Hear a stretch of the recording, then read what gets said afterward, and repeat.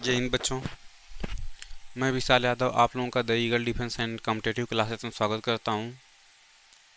और आज हम लोग पढ़ने वाले हैं क्लास 11th का केमिस्ट्री। ठीक है, तो चलिए हम लोग चालू करते हैं अपना पठन और पाठन। मैं आप लोगों को बता दूं कि जो क्लास 11th होता है यह 9 से ही रिलेट होता है। जो कुछ चीज़ें हम लोग 9th में पढ़े रहते हैं वही 11th में थोड़ा सा ब्रॉड लेवल पे पढ़नी पड़ती है।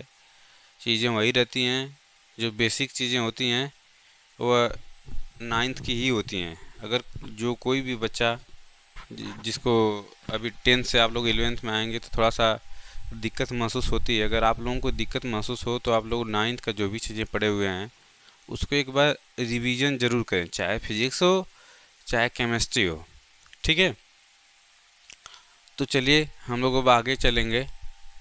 जो केमिस्ट्री पढ़ाने वाला हूँ मैं, और केमिस्ट्री का जो पहला पाठ है, ठीक है, रसायन विज्ञान की मूलभूत अवधारणाएं, उस चैप्टर को मैं चालू करने वाला हूँ। तो चलिए देखिए, यहाँ पे देखिए रसायन विज्ञान। तो रसायन विज्ञान होता क्या है? सबसे पहले यही चीज़ है कि रसायन विज्ञान क्या है। तो रसायन विज्ञान हमारी विज्ञान की एक शाखा है जिसके अंतर्गत, ठीक है, रसायन विज्ञान क्या है? विज्ञान की शाखा है, ठीक है।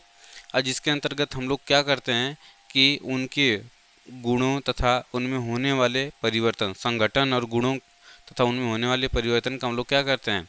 अध्ययन करते हैं। अब देखिए जो रसायन विज्ञान होती है, रसायन विज्ञान जैसा कि आप लोगों को भी पता है कि हम लोग दैनिक जीवन में बहुत ही महत्व रखता है। प्राचीन काल से ही इसका बहुत ज़्यादा महत्व है। चाहे मिस्र की पिरामिडों में मम्मी को सुरक्षित रखना था, चाहे प्राचीन समय में सिरका आदि जो भी चीज़ें थी, ये सब ही रसायन विज्ञान की ही देन है। औषधियाँ वगैरह जो भी चीज़ें हैं सब रसायन विज्ञान की महत्वपूर्ण भूमिका है।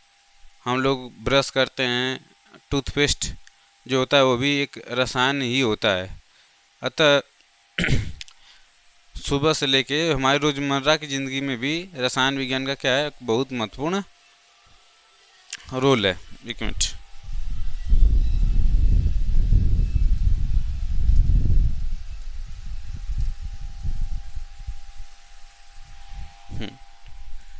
तो चलिए, तो रसायन विज्ञान की जो डिफिनीशन होगी, रसायन विज्ञान रसायन शास्त्र विज्ञान की वह शाखा है जिसमें हम पदार्थ जो भी मैटर्स होते हैं उनके संगठन और उनके गुणों तथा उनमें होने वाले परिवर्तनों का अध्ययन करते हैं। तो देखिए जो पदार्थ होते हैं, पदार्थ क्या होते हैं तो इसको भी जानना जरूरी है। तो रसायन विज्ञान जितने भी मैटर्स वगैरह होते हैं, ठीक है, उनमें होने वाले परिवर्तनों का क्या है? अध्ययन। दूसरी चीज़, पदार्थ क्या होता है, द्रव्य क्या होता है। देखिए जो द्रव्य होता है, द्रव्य जो द्रव्य होता है,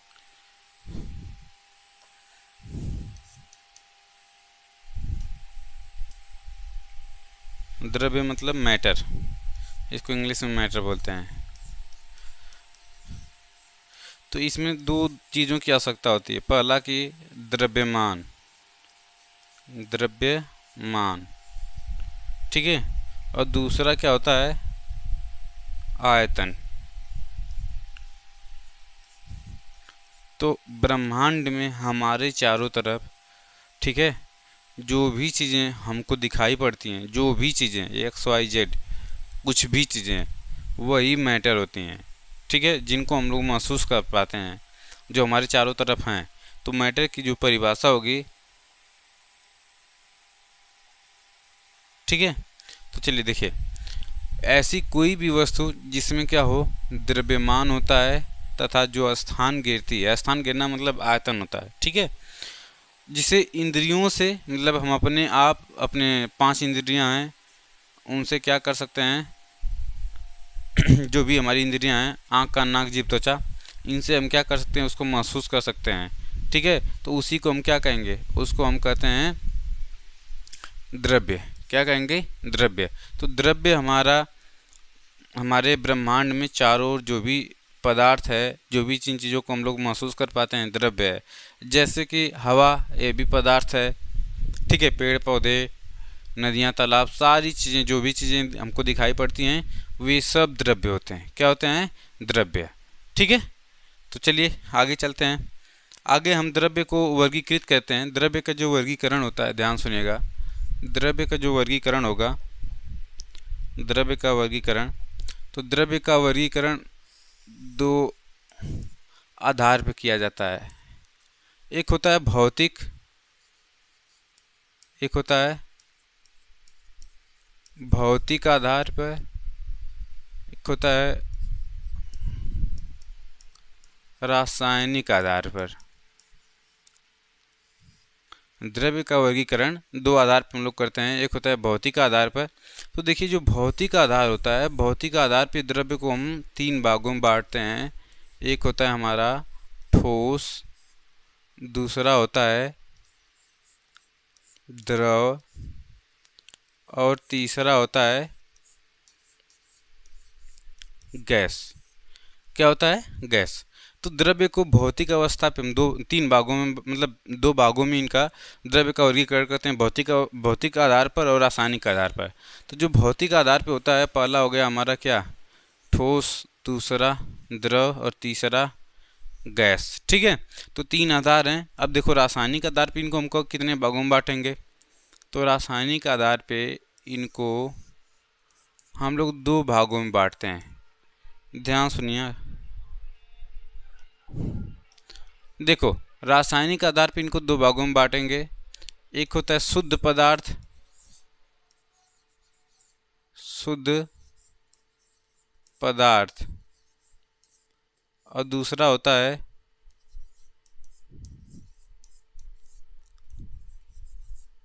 अशुद्ध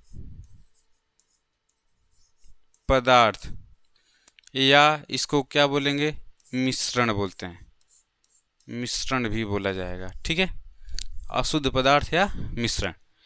अब देखिए, ठोस, द्रव, जो गैस हैं, इनको हम लोग अभी पढ़ेंगे।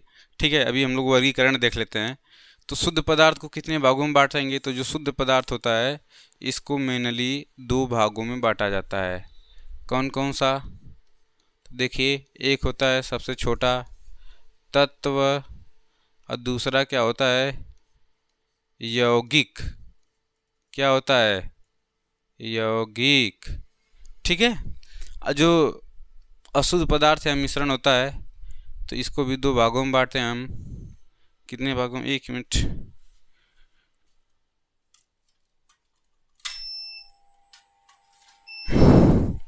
इसको भी हम दो भागों में बांटते हैं। इसको दो भागों में बांटेंगे। देखिए कौन कौन सा,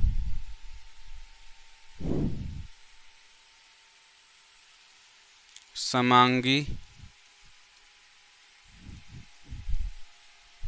और दूसरा है विषमांगी। दूसरा क्या है, विषमांगी। ठीक है, एक मिनट नोट करते रहिए। चलिए, तो पहला हो गया समांगी, दूसरा हो गया विषमांगी। जो समांगी वाला होता है, समांगी मिश्रण, इसको विलयन भी कहते हैं। क्या कहेंगे हम लोग, विलयन भी कहेंगे। अब देखिए, जो तत्व होता है, तत्व को कितने भागों में बांटते हैं, तो तत्व को भी हम तीन भाग में बांटते हैं। देखो कौन कौन से, पहला होता है धातु, दूसरा क्या होता है, अधातु, और तीसरा क्या होता है, उप धातु। ठीक है, तीसरा क्या होता है, उपधातु। तो तत्व को तीन भागों में बांटेंगे, धातु, अधातु, उपधातु। और यौगिकों को, तो यौगिकों को भी हम लोग बांटेंगे दो प्रकार में। देखिए कौन कौन से प्रकार हैं। पहला कार्बनिक यौगिक, कार्बनिक यौगिक, और दूसरा होता है आपका अकार्बनिक यौगिक। ठीक है, कौन सा? अकार्बनिक यौगिक। तो देखिए हमने क्या पढ़ा, द्रव्य किसे कहते हैं, तो जिनमें क्या होता है, द्रव्यमान होता है और स्थान घेरते हैं तथा अपनी इंद्रियों के द्वारा हम उनको क्या कर सकते हैं, महसूस कर सकते हैं। तो वो होता है हमारा क्या, द्रव्य होता है, उसको हम द्रव्य कहते हैं।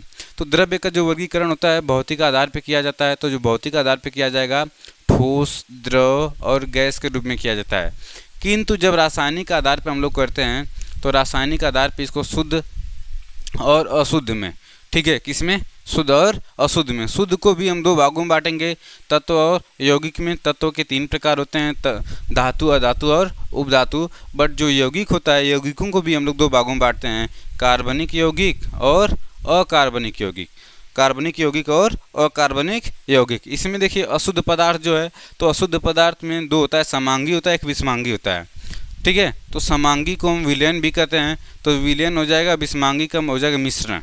ठीक है, तो इसको आप लोग एक बार स्क्रीनशॉट वगैरह ले लीजिए, तो हम फिर आगे बढ़ते हैं।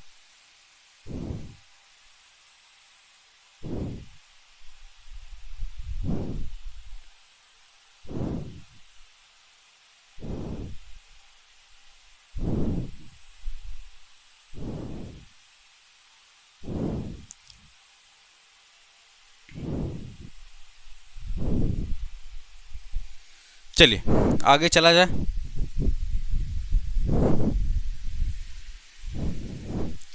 अब कह रहे हैं कि भौतिक वर्गीकरण, वही चीज़, भौतिक अवस्था पे द्रव्य को हम लोग, जो हमारा द्रव्य होता है, द्रव्य को कितने भागों में बांटेंगे, तो द्रव्य को हम लोगों ने कितने भागों में बांटा, तीन भागों में।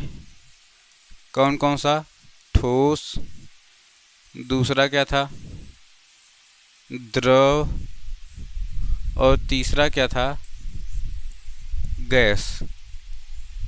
ठीक है, इसको इंग्लिश में बोलते हैं सॉलिड, लिक्विड और गैस। ठीक है, तो तीन है। अब इसमें से हमको पढ़ना कौन सा है, पहला वाला। तो पहला क्या है, ठोस। कौन सा? ठोस, सॉलिड। तो इसको आप लोग हेडिंग बना लेंगे कि सॉलिड, एक मिनट, सॉलिड। ठीक है, SOLID, सॉलिड। अब देखिए जो सॉलिड होता है, कोई पूछे कि ठोस क्या होता है, तो आप लोगों ने भी पढ़ा होगा कक्षा 9 में कि वे पदार्थ जिनका आकार और आयतन दोनों निश्चित होता है उसे ठोस कहते हैं।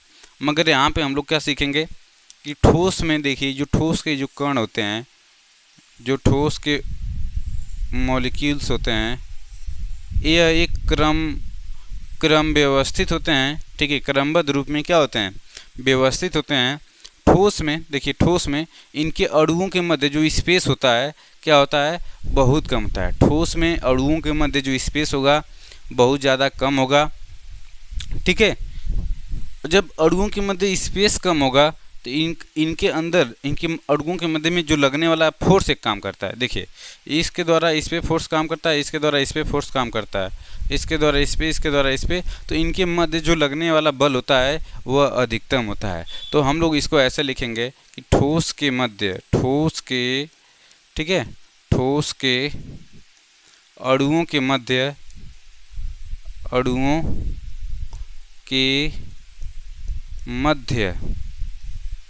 ठोस के अणुओं के मध्य जो बल होता है, क्या होता है, बल, यह अधिकतम होता है, अधिकतम। ठीक है, अब देखो दूसरी चीज क्या है कि इनके अणुओं के मध्य अंतरा अणुक स्थान, अंतरा अणुक स्थान क्या होता है, तो देखो इनके अणुओं के मध्य जो गैपिंग होती है बहुत कम होती है, स्थान बहुत कम होती है। अब देखो तुमको मैं बता दूं कि जो ठोस होते हैं इनके कण अपने स्थान पे केवल वाइब्रेट करते हैं। क्या करते हैं? केवल वाइब्रेट, इधर उधर हिलते रहते हैं। जैसे अगर आप लोगों को बेसिक, एकदम बेसिक के लिए देखा जाए तो जब कक्षा 9 में जाएंगे वहाँ पे आप लोगों ने पढ़ा होगा कि किसी भी पदार्थ के जो कण होते हैं निरंतर गतिशील होते हैं। कैसे होते हैं? निरंतर गतिशील होते हैं, वह हमेशा गति करते रहते हैं। इसको शो करने के लिए एक एक्सपेरिमेंट भी था कि पोटेशियम परमैंगनेट को क्या करते थे, पानी में हम लोग डाल देते थे, ठीक है। या तो दूसरी चीज़ टिंडल प्रभाव, जानते हो टिंडल प्रभाव, ठीक है। जब कहीं से रोशनी आती तो उसमें देखोगे कि छोटे छोटे कण इधर उधर मूव करते रहते हैं। तो जो यह प्रभाव होता है यह दर्शाता है कि जो किसी भी पदार्थ के जो कण होते हैं निरंतर गतिशील रहते हैं, चाहे ठोस हो, चाहे द्रव हो, चाहे गैस हो, सबके कण क्या रहेंगे? निरंतर गतिशील रहेंगे। जैसे स्याही को भी पानी में डाल दो तो स्याही के जो कण होते हैं पूरे पानी में फैल जाते हैं, जिससे पूरा पानी क्या हो जाता है? रंगीन हो जाता है। पूरा पानी क्या हो जाएगा? रंगीन हो जाएगा, ठीक है।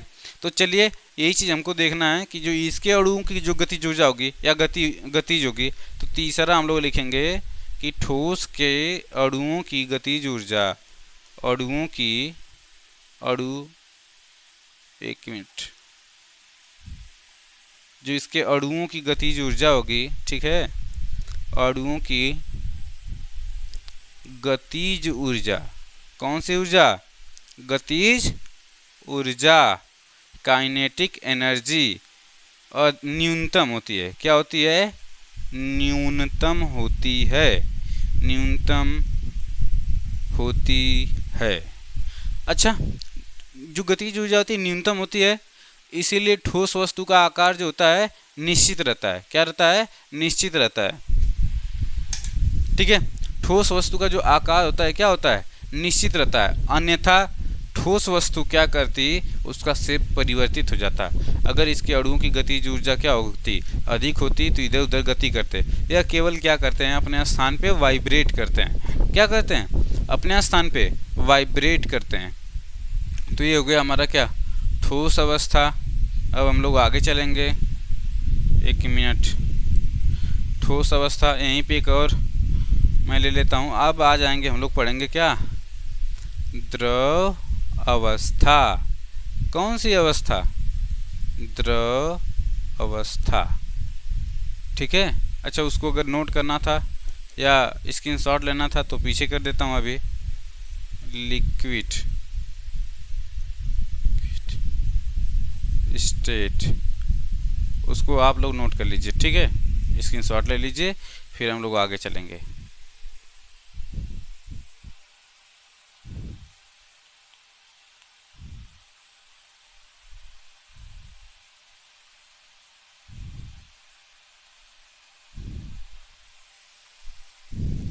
चलिए अब हम लोग चलेंगे कहाँ? आगे। तो जो द्रव अवस्था होता है, ध्यान सुनिएगा, जो द्रव अवस्था होता है, द्रव अवस्था में क्या होगा कि मैं एक सिमुलेशन है उसको दिखाता, बाद में कभी दिखा दूंगा। चलिए देखिए, यहाँ पे देख लीजिए, जो द्रव अवस्था होगी इसके जो कण होंगे थोड़ी दूरी ठोस के तुलना में अधिक होगी। ठोस की तुलना में इनकी दूरी क्या होगी? अधिक होगी, ठीक है। ठोस की तुलना में इनकी दूरी अधिक होगी। तो पहली चीज़ हम लोग लिखेंगे अब कि, एक मिनट, जो द्रव होगा, द्रव के अणुओं, देखो द्रव में होता क्या है, पहली चीज़ सुन लीजिए, एक बार विस्तृत देखते हैं। जो द्रव के अणु होते हैं इनके बीच में गैपिंग होता है, स्थान होता है, अंतराणु का स्थान ठोस की तुलना में अधिक होता है, और इनमें एक विशेष गुण पाया जाता है, एक दूसरे पे फिसलने का गुण, ठीक है। चूँकि इनके अणुओं के बीच मध्य एक बल लगता है, यह बल ठोस की तुलना में थोड़ा कम होगा। किसके तुलना में? इनके अणुओं के मध्य जो बल लगेगा ऐसे ठोस की तुलना में क्या होता है? कम होता है। इसीलिए एक दूसरे पे क्या करते रहते हैं? फिसलते रहते हैं, ठीक है। तो ये एक दूसरे के ऊपर क्या करेंगे? फिसलेंगे। तो इनके बीच में जो गैपिंग भी होती है वो भी बढ़ जाती है, और इनकी अणु, चूँकि अब ये बल एक दूसरे पे कम लगा पाते हैं तो इनकी गतिज ऊर्जा भी क्या होती है, तो ठोस की तुलना में इनके अणुओं की गतिज ऊर्जा अधिक होती है। फिर भी कुल मिलाकर इनका जो वॉल्यूम होता है, इसका जो आयतन होता है वो भी क्या होता है, निश्चित होता है। तो हम लोग लिखेंगे कि द्रव के अणुओं के मध्य ठोस की तुलना में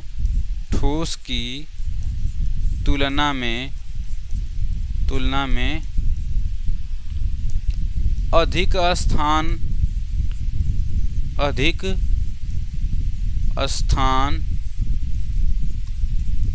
होता है। क्या होता है, अधिक स्थान होता है। दूसरी चीज क्या मैं बताऊं, दूसरी चीज मैं बताऊंगा कि इनके अणुओं की गतिज ऊर्जा, द्रव के अणुओं की गतिज ऊर्जा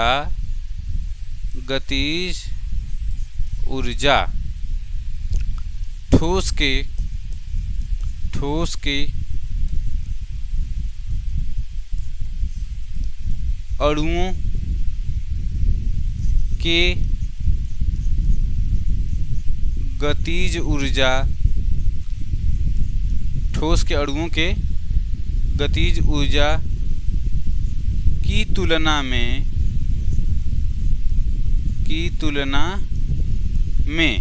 देखिए, जो द्रव के अणुओं की गतिज ऊर्जा होती है ठोस के अणुओं की गतिज ऊर्जा की तुलना में अधिक होती है।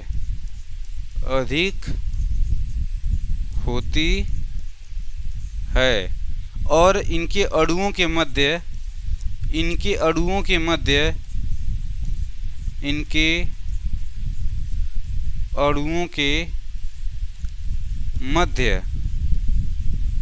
देखो, इनके अणुओं के मध्य लगने वाला बल लगने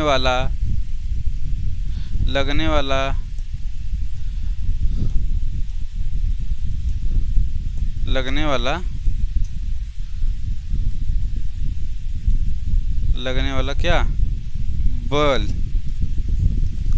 ठोस की तुलना में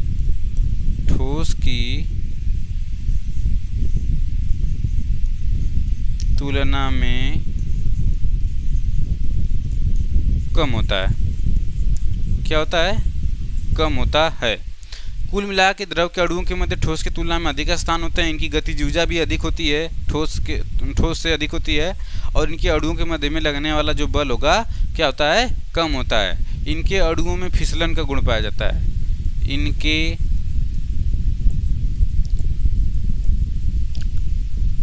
अणुओं में फिसलन का गुण पाया जाता है। ठीक है। फिर भी इनका जो आयतन होता है, आयतन क्या होता है, निश्चित होता है। अब देखो, चूंकि इसमें फिसलन का गुण पाया जाता है इनके अणुओं के मध्य, तो इनको हम जिस बर्तन में रखते हैं या उसी का क्या कर लेते हैं, स्थान ग्रहण कर लेते हैं। इनको हम जिस बर्तन में रखेंगे या उसी बर्तन का क्या कर लेंगे, स्थान ग्रहण कर लेते हैं। ठीक है। और जो तीसरा है गैस, एक मिनट, इसको आप लोग नोट कर लीजिए, स्क्रीनशॉट ले लीजिए। ठीक है, हो गया होगा। चलिए, अब जो तीसरा है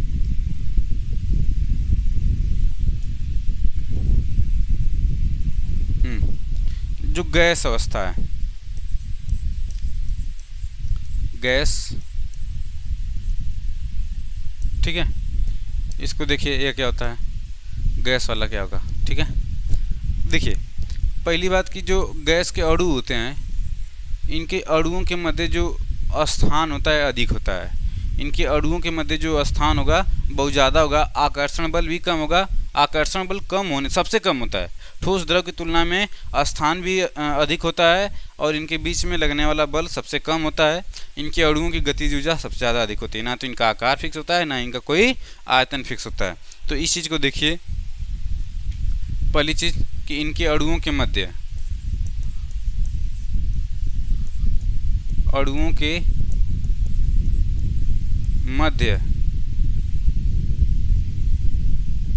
ठोस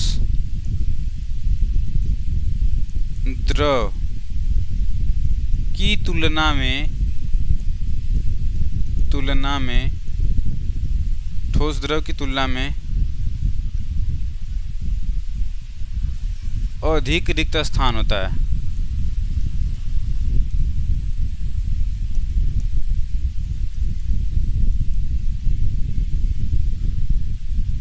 और यही सेम चीज़ कि अणुओं के मध्य ठोस द्रव की तुलना में कम बल लगता है।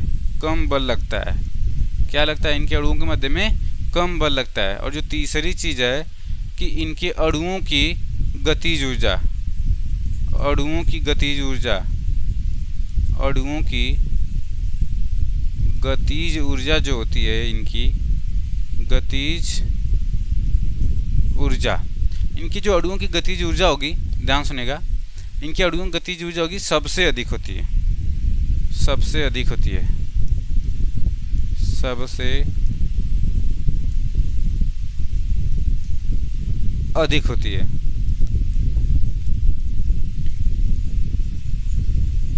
ठीक है, क्या होती है? सबसे अधिक होती है। तो जो गैस होते हैं, गैस के अणुओं की गतिज ऊर्जा सबसे क्या होती है? अधिक होती है। ठीक है, तो यही चीज़ थी।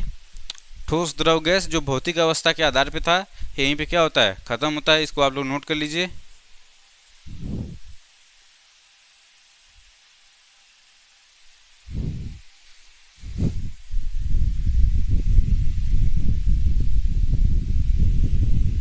हाँ, जो रासायनिक वर्गीकरण होता है, ध्यान सुनेगा, रासायनिक वर्गीकरण में हम पदार्थ को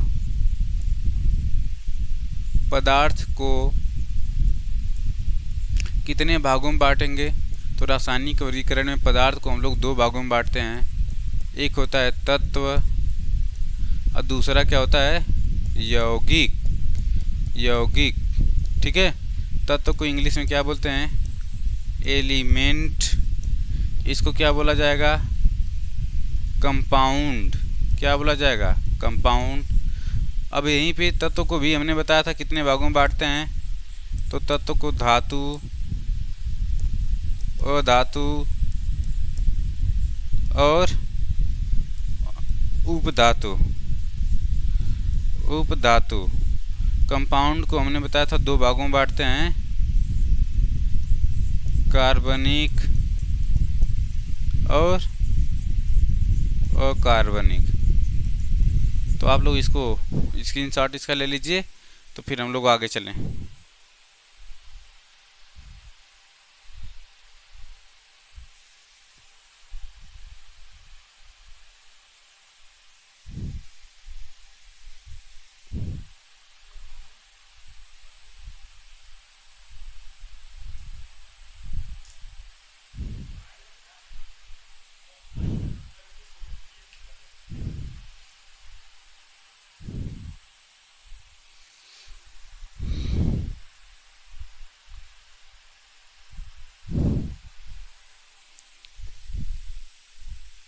चलिए, जो रासायनिक वर्गीकरण था, यहाँ पे आपका पदार्थों को कितने भागों में बांटा गया था? तो यह शुद्ध वाले का है। किसका है? शुद्ध पदार्थ का। शुद्ध पदार्थ, यहाँ पे लिख लीजिएगा शुद्ध। शुद्ध पदार्थ को कितने भागों में बांटा गया था? दो भागों में, तत्व और यौगिक। तो हम लोग देखेंगे इसमें तत्व की डिफिनीशन क्या है। एक मिनट, देखिए, तो शुद्ध पदार्थ जो होता है, शुद्ध पदार्थ मतलब इसका जो संगठन और शुद्ध पदार्थ का संगठन निश्चित और स्थिर होता है। तो इसे सीधी सीधी बात, शुद्ध पदार्थ होता क्या है? तो देखिए, जिसको हम सामान्य विधियों से अलग नहीं कर सकते, वह शुद्ध पदार्थ होता है। इसके जो संगठन का जो अनुपात होता है, निश्चित होता है और स्थिर होता है। ठीक है, तो जो शुद्ध पदार्थ होता है, शुद्ध पदार्थ के संगठन का जो अनुपात होगा, अनुपात संगठन होगा, निश्चित होगा और क्या होगा? या स्थिर होगा। इसे सामान्य विधियों से हम लोग क्या नहीं कर सकते? पृथक। पृथक मतलब होता है अलग नहीं कर सकते। क्या नहीं कर सकते? अलग नहीं कर सकते। शुद्ध पदार्थ को हमने कितने भागों में बांटा था? तत्व और यौगिक में। तत्व क्या होता है? तो तत्व देखिए, एक ही प्रकार के तत्व, एक ही प्रकार के तत्व, एक ही, यहाँ पे लिखिएगा ऐसे, तत्व एक ही प्रकार के